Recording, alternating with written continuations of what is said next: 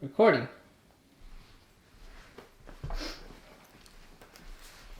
At least I hope we're gonna record today.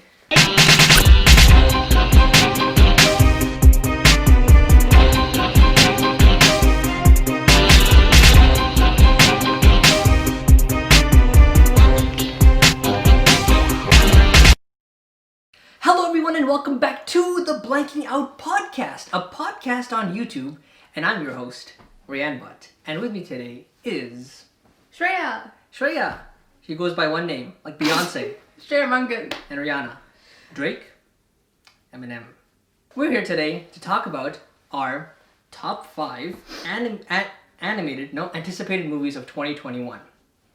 It's safe to say that 2020 wasn't really the best year that we all thought it was or hoped it was going to be, but it's over. So no use crying over spilled milk. So on this podcast today, we're going to go and talk about we're each going to talk about one 2020 movie we really liked. And then after that, we're going to look into the future and talk about what our most anticipated movies are for the next year.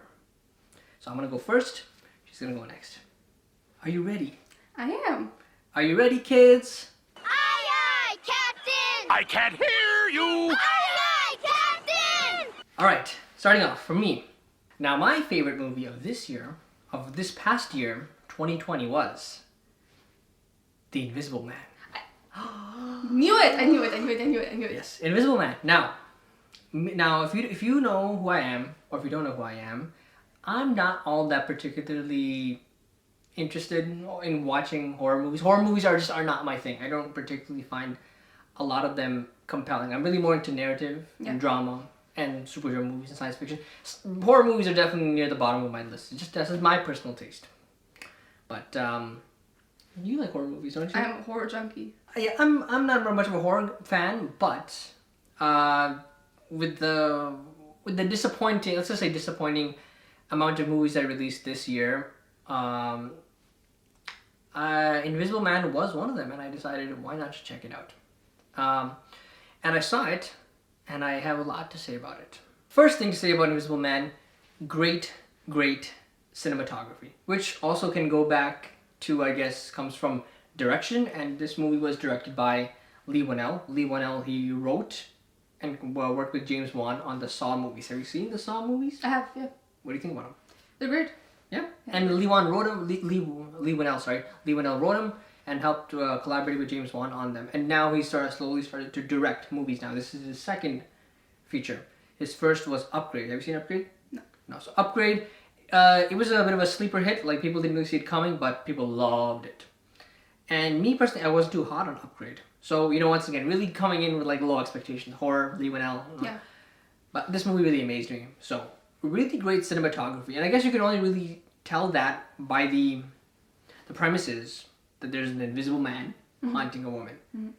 And film is a visual medium, so you gotta show an invisible horror movie monster. And the way they show it using cinematography, and if you know the concept of negative space, dead air, to show, they use that in really clever ways to show or to not show if the invisible man is there or not in certain scenes. And it's a very creative take. And it's also very low budget. I think Invisible Man only cost about $7 million. Mm-hmm. Yeah. And it made about $135 million. I think something like that. It made 100 times its budget, which is incredible. That's what movies should be made. I think movies nowadays are their budgets are getting out of hand. Mm-hmm. Because it doesn't really cost much to make a movie, and I think, movies like big blockbusters like Avengers Endgame and Infinity War aside, but Invisible Man was made cheap and it delivered. There's a great lead performance by Elizabeth Moss. I've never really seen her in anything, so this was my first time seeing her. And this worked for a horror movie fan. So this would work for someone who's not a horror movie fan, so it might even work for you guys, all the kiddies sitting at home. For the kiddies sitting at home. Okay, cool.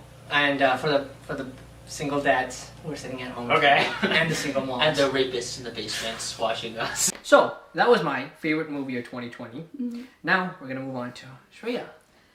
I didn't watch a lot of 2020 movies, to be honest. What? I didn't watch a lot. I was busy catching up on most other movies from other years. So, I have to say one movie I really liked this year and probably liked above the few others that I watched is Tenet. Tenet. Tenet, What? yes. Christopher Nolan's Tenet. Tenet. Tenet was very long, and it's one of those movies where you could feel the time passing by. It wasn't one of those experiences where 2.5 hours went by and you were like, oh my god, it was only 2.5 hours because... For like 15 minutes. Oh, Yeah. No. You could feel the time passing by, and I think that's because the heart of the story wasn't really there. But other than that, the cinematography and Christopher Nolan being Christopher Nolan and doing what he does was amazing, and the acting was great, the direction was great. A lot of things about it really fit in well together. And so I think even though we talked about the heart of the story not being there wasn't too damaging to it, because it did make for a movie that felt very long. It did make for a movie that was hard to understand at times because there was something really binding it together. Yeah, when we walked out of seeing Tenet, I said to you that this movie felt like it was more brain than heart. Yeah, exactly. And if you don't know to elaborate on that, I guess metaphor, is that it's very nice to see films that make you think deeper, and Christopher Nolan's movies definitely fall into that category. If you've seen Interstellar, Inception, Memento, Prestige, heck, even the Dark Knight series to a certain degree. But there's still at the core of all these movies, there's still a compelling dramatic narrative behind it, and that's where I guess the heart comes in. Yeah. And Tenet did not really feel like that. It was really technically well made, like always, like Christopher Nolan movies always are. There was breathtaking IMAX sequences. Yeah. There's great action in it, of course. Yeah. And it's all practical. There's very little CGI used. Yeah, it's amazing. Yeah. Yeah. But there's no nothing to I guess draw you in on a deeper level. It's not than like you don't care about the characters. There's enough build up for them that you do care about them. There's just not enough for you to really, really feel for them, Yeah, and that's really surprising coming from Christopher Nolan, who's kind of been in the business for a while, and this is his. If this was Christopher Nolan's like, I don't know, first movie, one of his earlier movies, and he did that, then we'd kind of let it go. Yeah. But this is like a veteran director in this industry now, so. He's done amazing work. Yeah, it was a little disappointing, but very technically well made nonetheless. We saw it in IMAX 70mm, and it was incredible. Mm-hmm. Oh, and also on Tenet, I also didn't understand most of the movie. In fact, I saw it twice. Still didn't understand much of it. So Nolan, what are you doing? Nolan, WID. Anything else you want to say about Tenet? Going off a little bit of what you said about not understanding it, I think I didn't feel that way going out of the theaters, but then when you explained it to me, what you didn't understand, I started thinking about it more, and I was like, yeah, if someone asked me to explain what was going on in the scene, I wouldn't be able to, which is, for a movie, you should be able to explain what's going on. So, yeah, now that I'm thinking about it, it was also kind of hard to understand. But I'm also dumb, so... I am too. I am too as well. So, that was our 2020 movie wrap-up a little bit, so... I hope you guys had fun with that. Now we're going to move on to looking forward into the future of our most anticipated movies of 2021. Okay, so this is how it's going to go. We're going to go through my top 5 anticipated movies of 2021. We're going to go 5, 4, 3, 2, 1 for me. And then we're going to go 5, 4, 3, 2, 1 for her. Why is she last? Because she's a woman. And moving on. So, number 5 for me. Save the best for last. Number 5 is Uncharted. Now, Uncharted, if you don't know, started off as a video game series on PlayStation. There's about 4 or 5 games, and they're an action-adventure treasure hunting game. Yes. It's like Indiana Jones, but you're playing it on your video game console. And the Uncharted series, or the Uncharted video game series, which I know you haven't played, but it's always described a lot as like you're playing a movie. Yeah. You're playing like a set piece. Like if he's falling off a mountain or whatever, you're kind of in the control of it, and it's very engaging and very exciting. And it's very cinematic too, because it takes a lot of inspiration from Indiana Jones and other movies of that ilk. So, and now finally, there's a film adaptation coming out, and it's been in development hell, for a while. Yeah. And now it's finally coming out. Yeah. So, as a video game fan, I'm excited. Yeah. But historically, video game movies haven't really been all that good, except for 2018's Tomb Raider. So video game movies, yeah, they haven't really had a great track record. But I have a theory that if video games could be the next comic book craze. Like, you know how comic book movies are like the dominant thing now? I feel if video games get enough traction, they can reach that same popularity. Yeah, and I've been saying this since 2012, and we still haven't gotten a good movie, so I've always looked like a dumb person. You know, it really depends because the Fantastic Four movies are comic book movies, but they were terrible. Yeah. But then Iron Man 1, you know, it created a legacy. Yeah. So Iron Man 1 and Dark Knight in the same year, Yeah, so. yeah, exactly. So I feel like we're at that age. We're at the growing pains age where we're still trying to, like, we're not quite there for the Dark Knight of video game movies yet. But Uncharted, so far, is looking pretty good. Yeah. Tom Holland as your lead actor, which... Your favorite actor? No, he's alright. No, actually not really. But Tom Holland as Nathan Drake. Now, a lot of people haven't really been haven't really been for this casting. I don't mind. It makes commercial sense. Uncharted is a Sony property. This made by Sony. Sony's a movie studio as well. Put Tom Holland in, yeah, it makes sense. It's gonna make money, so I get it. I'm fine with it. I'm pretty indifferent with this casting. Do you know who Antonio Banderas is? Yeah. Yeah, he's gonna be the villain, I guess, in this. So, okay, I guess. And Mark Wahlberg is gonna play Tom Holland's mentor. So Mark Wahlberg's okay. Yeah, sure, why not? And it's being directed by the Venom director, Ruben Fleischer. Ooh. So, and me personally, I think both of us, I can speak for both of us, we liked Venom. So I'm actually looking forward to Uncharted. So, moving on to number 4. My number 4 is The Suicide Squad. Suicide Squad 1? No. No, we don't talk about that. Suicide Squad 2, or in this case, The Suicide Squad. Yeah. It looks like a very big departure from Suicide Squad 1, but in a good way. I like, it's very bright, very colorful, very comic booky, in contrast with Suicide I was thinking Squad. about putting it on my list, but I don't think I'm actually anticipating it that much. I want to watch it, but if you think about it, if it's really, really bad, then it's not going to be a surprise for us because the first one was really bad. If it's really, really good, then it's a good thing, but I'm also, you know, I'm not going to be shocked by it. You know what I mean? It can go either way, but it's not something I'm really... I can see that. Yeah, you know? Well, yeah, I can see your point of view. Me personally, The Suicide Squad looks like a very, very, very different comic book movie. In a good way. It seems very James Gunn. And yeah, sure, to a certain degree, the Guardians of the Galaxy were his personal movies. But this looks like DC got James Gunn. And then they're like, we don't want to let you go, so you can do whatever you want. Yeah. So that's why, and besides, when James Gunn, first, a little fun fact, bit of trivia, when James Gunn went in to Marvel, he didn't come up with the Guardians of the Galaxy idea. He came in to pitch Thunderbolts, which is Marvel's version of Suicide Squad, where they're actually villains. Guardians of the Galaxy, they tried to make them like anti-heroes. And, you know, it worked, but they're not that originally in the comics. Yeah. And now James Gunn is finally getting a chance to take on an actual villain-centric team. Yeah. So, and they're letting him get a lot of creative control. All bright colors, completely the opposite of Suicide Squad 1, where it's kind of dark and drab and I'm definitely June. interested. I'm very excited to see it. I just, yeah, it's not my top 5. Yeah. I think Uncharted, I'm a little iffy on whether it's going to be good or not. I'm excited for it, obviously, because I'm an Uncharted fan. Yeah. So, the Suicide Squad, James Gunn has done good movies before, and it's a comic book movie, so, you know, naturally I have that in me. And look at the cast. I had to write this down in my notes. Look at this cast. This cast is incredible. So, we have Margot Robbie coming back. Idris Elba, incredible.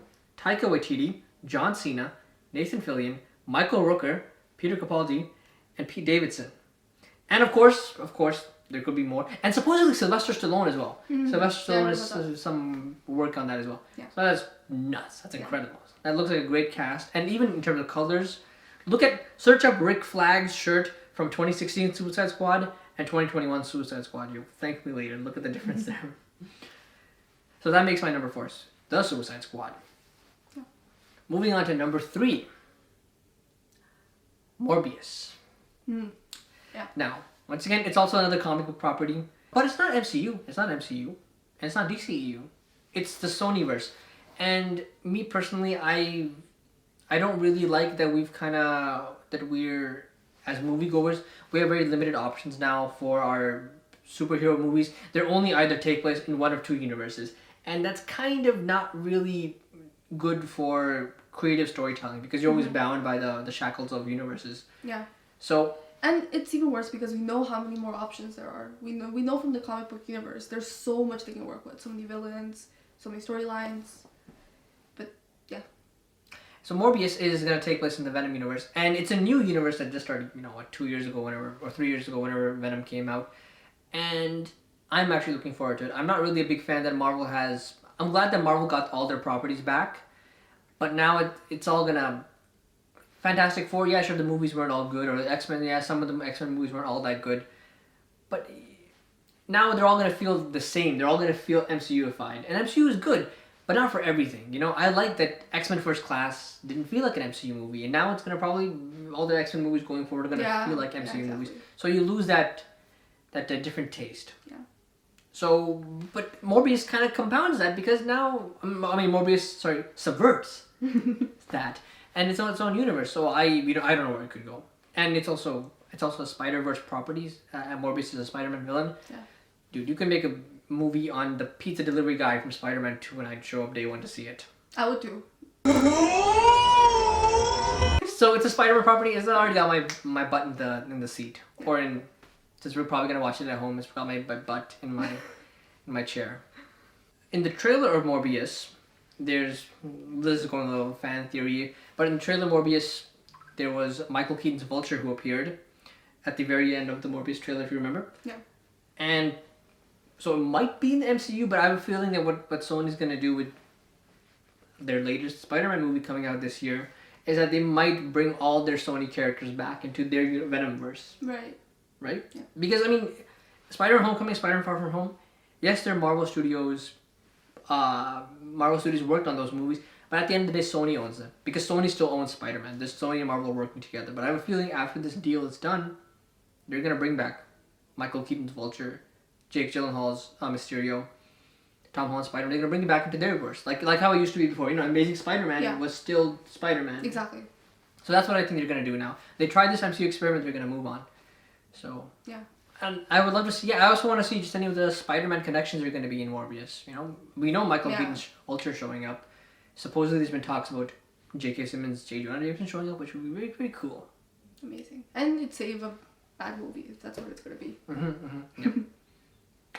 Morbius is I guess technically it's a bit of a horror movie, so that part doesn't exactly enthrall me. But it enthralls me. So I'm still gonna watch Morbius, and it's a Spider-Man movie, so I'm still gonna watch it. But just because it's a Spider-Verse property, that makes it number 3. Because anything Spider-Man gets me automatically interested. Anything horror gets me automatically interested. Oh my goodness! It's like the Miley Cyrus song. It's the best of both worlds. Oh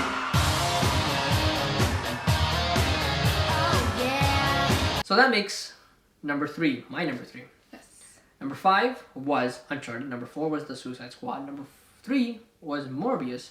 Number 2 is Venom 2. 2 is Venom 2. Venom 2. I like the first Venom, and I guess a lot of people didn't like first Venom, judging by all the critics. But I had fun with it. I had a lot of fun with it. So, also, let me get on my soapbox for a minute here, because it's my podcast. I can do whatever I want. So, Venom 1, directed by Ruben Fleischer. And Ruben Fleischer, he's directed Zombieland 1 and Zombieland 2. You've seen them, right? Mm-hmm. And Zombieland 1 and Zombieland 2, they're not horror movies. They're comedies. Mm-hmm.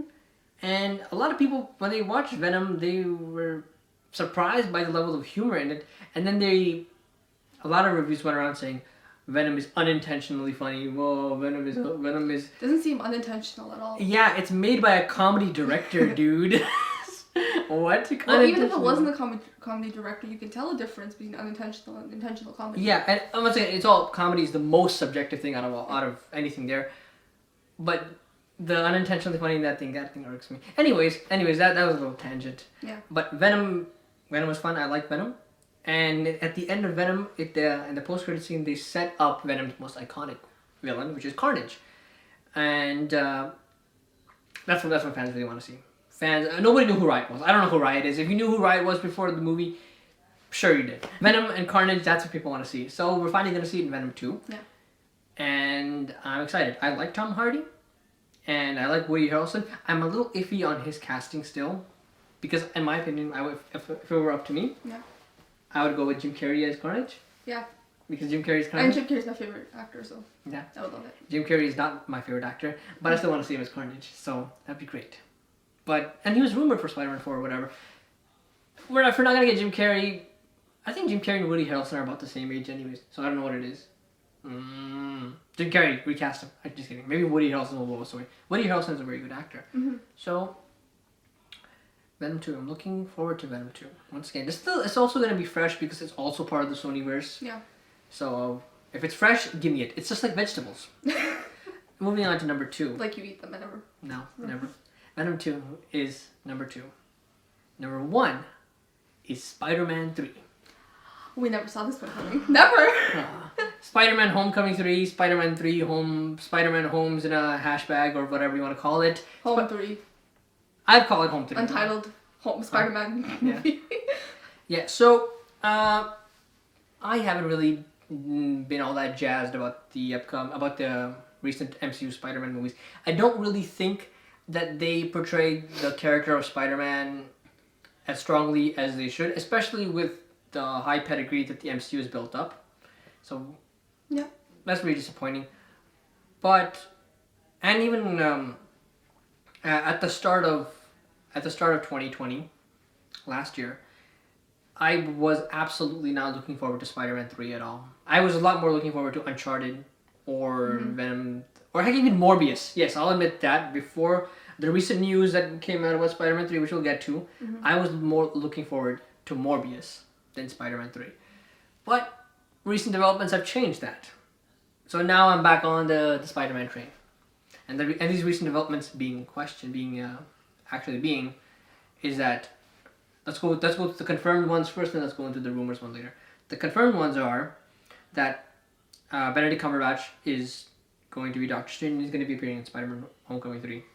Now, me personally, I love Benedict Cumberbatch. Me too. He was great in Sherlock. He was a good Khan in Star Trek Into Darkness, and he's great in Doctor Strange in the MCU movies as well. He's a very good actor. Yeah. And I really like that he's now going to be the Avenger in Spider-Man 3 because we saw interactions with Strange and Spider-Man in Infinity War. Yeah. So it makes sense. Yeah. And Spider-Man also, even comically, not comically, that's not a word. In the comic books, Spider-Man and Doctor Strange had lots of crossovers because Spider-Man and Doctor Strange were both originally drawn by the same artist, Steve Ditko. Okay.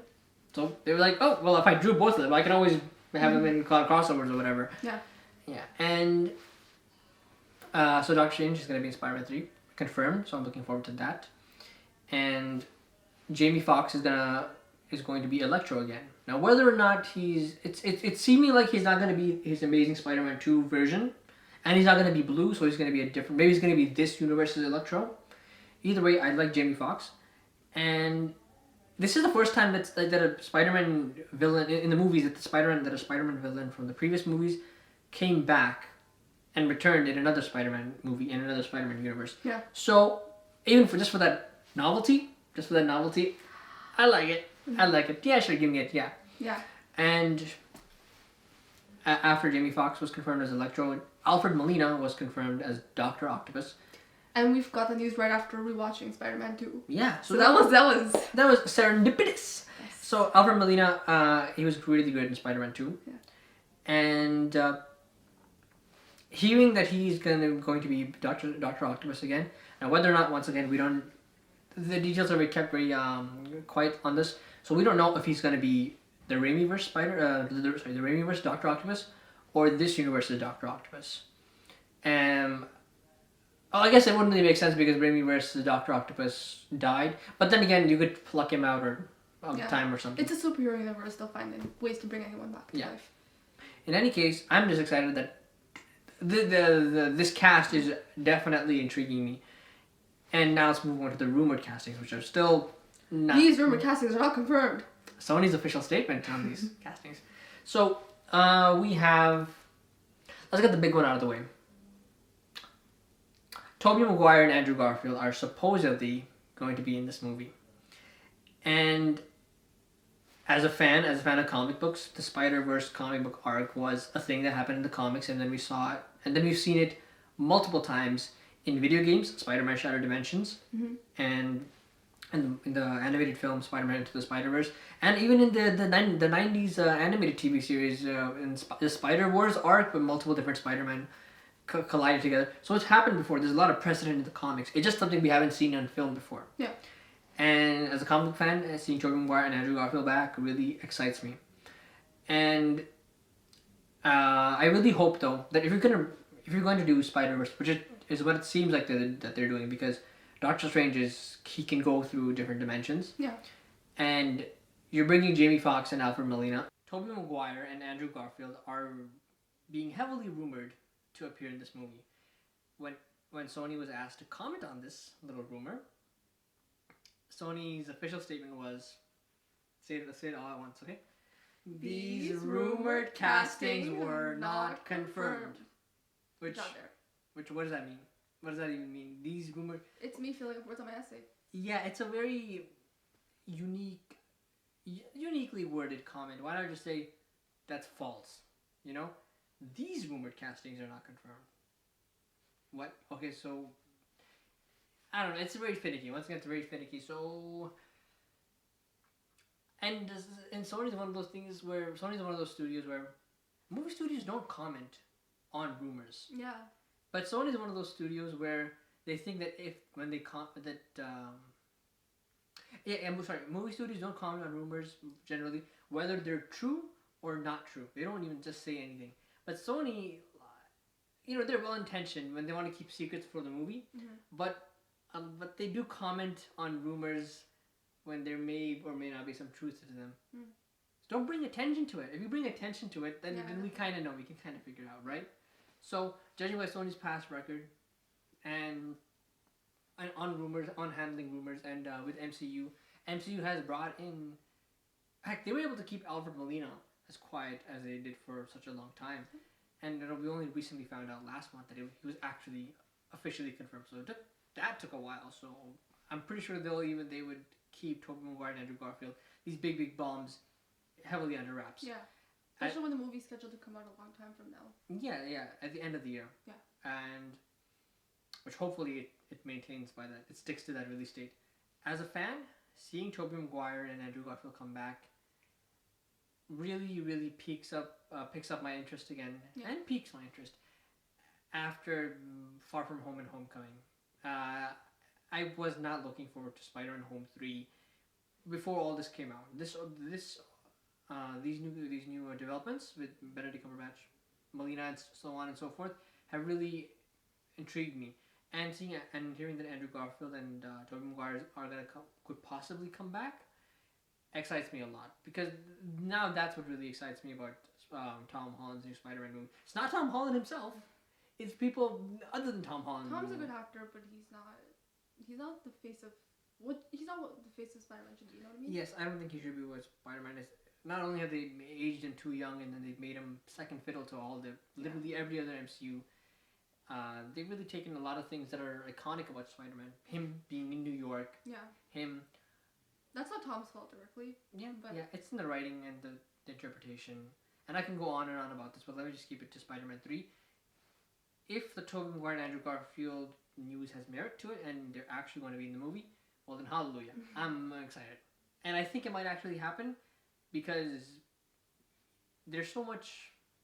You know the saying, where there's smoke, there's fire? There's a lot of smoke coming here. So, and I don't think it's coming from the ganja. So it's probably got to be a real fire. Or in this case, Tobey Maguire and Andrew Garfield. And if it doesn't happen, well then, I'm still looking forward to Spider-Man 3. And because it's a Spider-Man movie, and Spider-Man, I'm a big Spider-Man fan. So if you couldn't already tell. No. So if it doesn't turn out to be true, which would be weird too, because if you're bringing in if you're bringing in Jamie Foxx and bringing in Alfred Molina, why would you bring in their respective Spider-Men too? It'd be weird. So I think it's gonna happen. Yeah. And if it happens, then I'm excited. I'm excited, in short. So to recap my list, we had number 5, Uncharted. Number 4, The Suicide Squad. Number 3, Morbius. Number 2, Venom 2. Number 1, Spider-Man 3. That's my list. Now we're going to go on to your list. So, for my top 5, From your fellow horror junkie, it should be no surprise that my number 5 is A Quiet Place 2.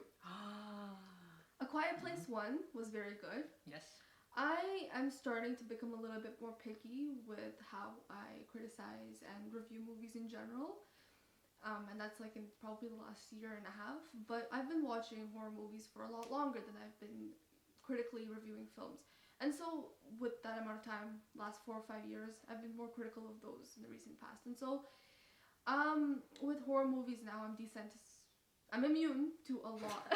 No, say the word. No! Say it together. 1, 2, 3, 2, 1. Desensitized. Desensitized. Okay. You didn't know that I failed. Desensitized. Okay. So with I'm kind of desensitized to a lot of jump scares, plot twists, and stuff now. So it has to be really good for me. A Quiet Place was great. It started off great. The movie itself was great. The ending was great. And so I can only expect good things or hope for good things from the sequel. And so that would be my number 5. And I like A Quiet Place as well. That was in my top 5 of 2018 that year. I really liked Quiet Place. Yeah. It didn't, and I know once again I'm not really a horror junkie, but it didn't really feel like a typical horror movie to me, in my opinion. It felt like a drama, and the villains just happened to be supernatural beings. Yeah. Sorry, I'm a horror junkie, but I'm actually more of a psychological thriller junkie, which is what it was to me. Yeah, so Quiet Place 2, I'm also really looking forward to that. That was supposed to come out in March of this year. Yeah. Now it's not. Yeah. And the cast was great, everything about it was great, so I'm only hoping for the best from the second one. You never know, but I'm highly anticipating it. Yes, I'm looking forward to A Quiet Place Part 2 as well. Yeah. Okay, my number 4, I don't think you saw this coming. I didn't even see this coming until recently. Cruella. Really? Yes, really? Cruella. Okay. I love Cruella. For those of us sitting at home, can you please explain, what is Cruella? Cruella delves into the story of the main villain from 101 Dalmatians, the Disney movie.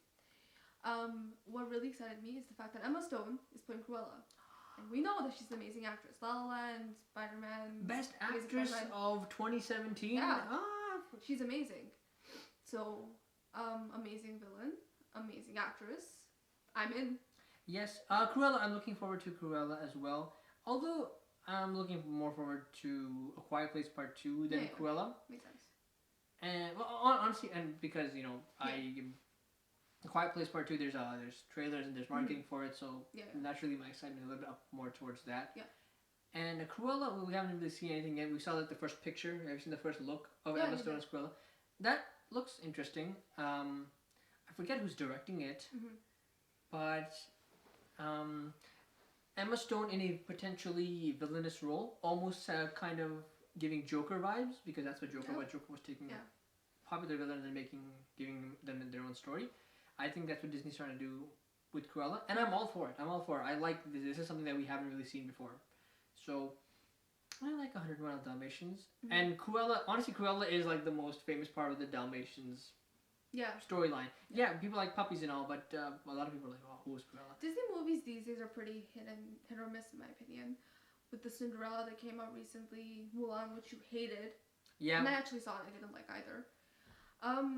So they're very hit or miss. But Cruella, I'm expecting good things out of, because in the 101 Dalmatians, it's a very unique movie on its own anyways. The original movie being a book adaptation. I'm excited to see what this will offer. I'm excited to see Cruella as well. Yeah. Alright, moving on to my number 3. Venom 2.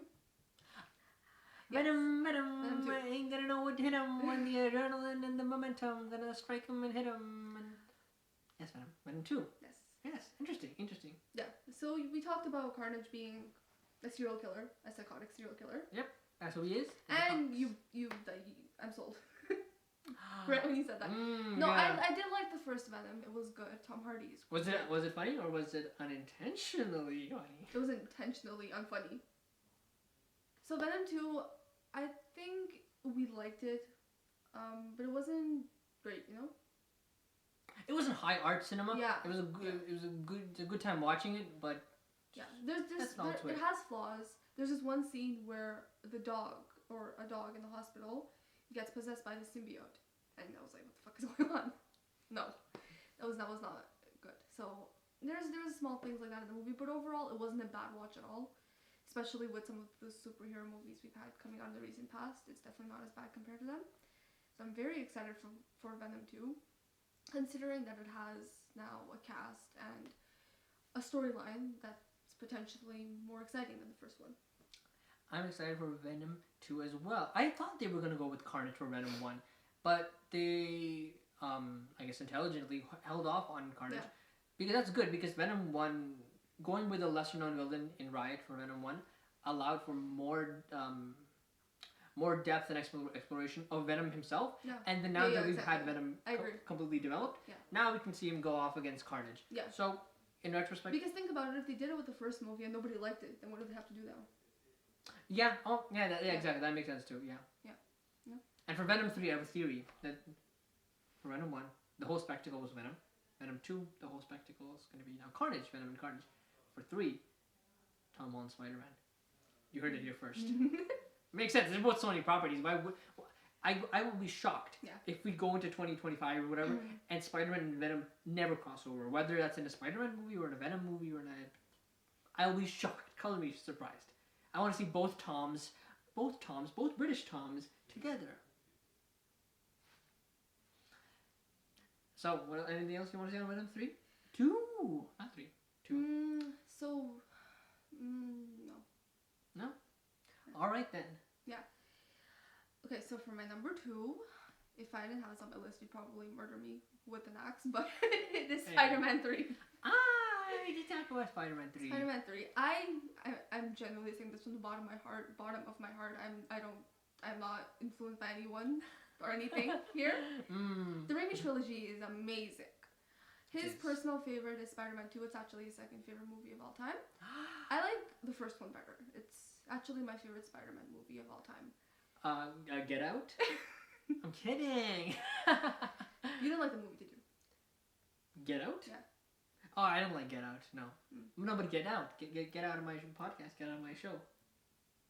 I think what Sam Raimi did with the original trilogy is amazing. And then I also really like the Amazing Spider-Man one. So where Andrew Garfield comes in. And so I really think this combination of all the past actors, including Alfred Molina, Kirsten is also coming back, which I don't give a fuck about, but... Yeah, oh, we didn't talk about that when I was talking about Spider-Man 3, but supposedly, once again, not confirmed, and more people are talking about Tobey Maguire and Andrew Garfield, but also in the weeds somewhere, Emma Stone and Kirsten Dunst, which, okay, if they come back, fine, but if they don't, that's okay. Emma Stone I'm more excited about because me too. She had a pretty strong character as Gwen Stacy. I agree. Kirsten, I mean, I didn't like her character whatsoever, the way her character was written. I didn't really particularly like her acting, but she's still a special part of the whole Spider-Man series as a whole because the original Raimi trilogy is great and she was a part of that, and so to have her back would be nice, but I'm not placing bets on it. I don't care about it that much. So I am excited for this movie because with what Marvel's doing now and with the resources available, with the way the movies have looked in the past, I think it could go many ways, but hopefully the right way, and I'm very excited to see it. I am as well. Yeah. Number 2 for you. That is my number 2. Number 1 for you. My number 1 is Don't Breathe 2. Have you seen the first one? I wasn't breathing because I did a... Don't Breathe, yes, I've seen Don't Breathe 1. I think Don't Breathe 1 was actually produced or executive produced by Samuel Jonathan Raimi himself. Not to be confused with the Spider-Man director Sam Raimi. No, I'm kidding. They're both the same person. I just tricked you. I think Sam Raimi produced Don't Breathe Part 1. Yeah. And I Don't Breathe, it was fun. It was okay. I didn't know Don't Breathe Part 2 was coming out this year. It is. I really, really liked Don't Breathe 1. The reason I'm anticipating Don't Breathe 2 more than A Quiet Place 2 is because A Quiet Place, the first one, it kind of has an ending with a resolution in some way or another. Yeah, you can definitely do more with... There's definitely more you can do going off of it. But if there wasn't a second movie, I wouldn't be too upset. I'm excited there is, but if they suddenly say, oh, we're not doing this movie anymore, I'm not going to be like, oh, I really, really, really wanted to see A Quiet Place 2? Yeah.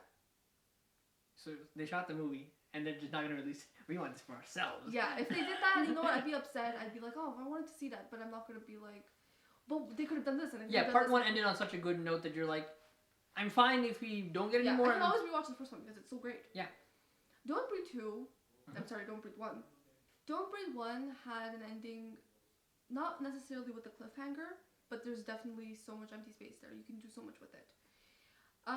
The concept in itself, I think, can be revamped, can be played with, and you can do so much more with it. And so I'd love to see what they do with the second one. And I think I'm anticipating it more than A Quiet Place 1, or sorry, A Quiet Place 2, because I just think there's so much more you can do with it. Well then. I did not expect Don't Breathe 2 to be... Yeah, no, you didn't. to be... I mean, I guess I might have expected to be near your list somewhere. I did not expect it to be at the top. Mm-hmm. That's okay. That's the first I one. really liked the first one. Yeah, the first one was good. And Don't Breathe Part 2. Well, honestly, Don't Breathe 1 had so many weird twists and turns in a good way too, but also in some kind of goofy ways that I didn't expect, especially with something. It wasn't perfect. I mean, of course, no horror movie, no movie ever can be perfect. I disagree. I'm kidding. Yeah, I agree. Steve Jobs is not perfect. Hey, wait a minute. Okay, that's a discussion. That's a discussion for later because Steve Jobs is no, it's okay. Yeah, so it's not perfect. There are some goofs here and there, but I think all in all, as someone who's very picky about psychological thrillers, horrors, whatever, it was great. I really liked it. Nice. That's your number one. Yes, it is. Wow, that's crazy. Yeah. That's crazy. Damn, that's crazy. So, that's to recap. My top 5 most anticipated movies of 2021 are as follows: Uncharted, The Suicide Squad, Morbius, Venom 2, Spider-Man Home 3, Spider-Man 3, and your top 5 list was?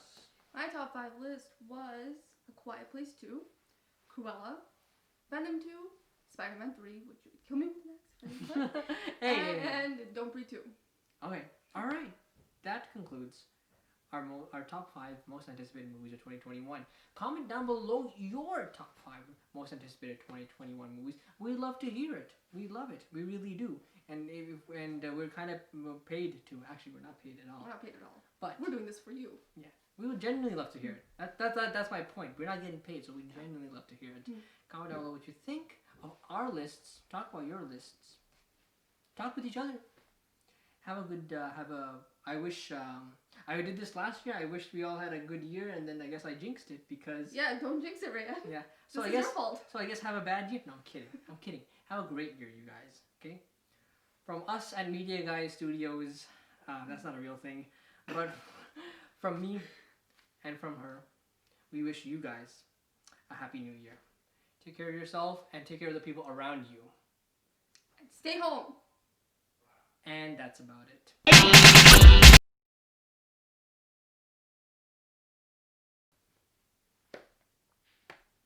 That was good. That was good. That was great. I started like a bitch, but that's fine.